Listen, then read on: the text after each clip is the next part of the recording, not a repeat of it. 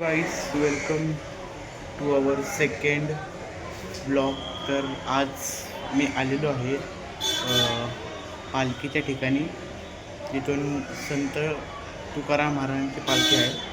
तर तुम्हाला ती पालखी पण दाखवतो आणि आजचा ब्लॉग हाच आहे की पालखी बघायची वगैरे.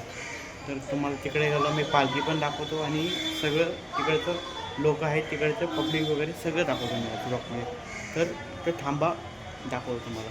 ओके, तर आपण आलेलो आहे इथं त्यांच्या पालखीच्या इथं. पालखी बघू शकतो, पालखी बघू शकता इथं. हे त्यांची ज्ञानेश्वर महाराजांची पालखी आहे इथं. तुम्हाला सगळं दाखवतो इकडं.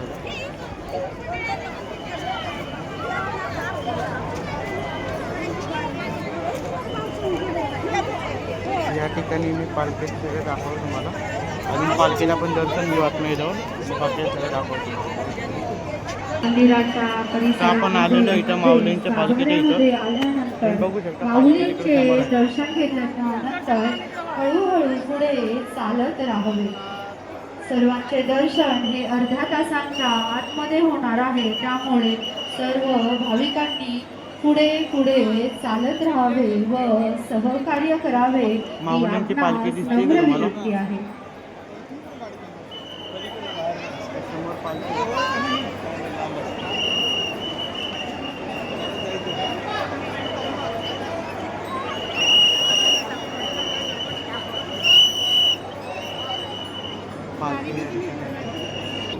या ठिकाणी आपण गर्दी बघू शकतो, किती गर्दी आहे.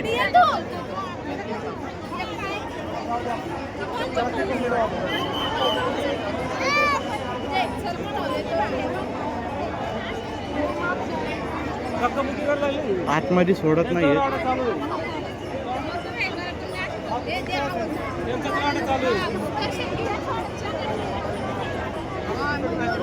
ठिकाणी तुम्हाला माऊलींचे दर्शन करून दिले मी. आपल्या चॅनलला सबस्क्राईब करा, लाईक करा, शेअर करा, बेल आयकॉन दाबायला विसरू नका. Bye bye.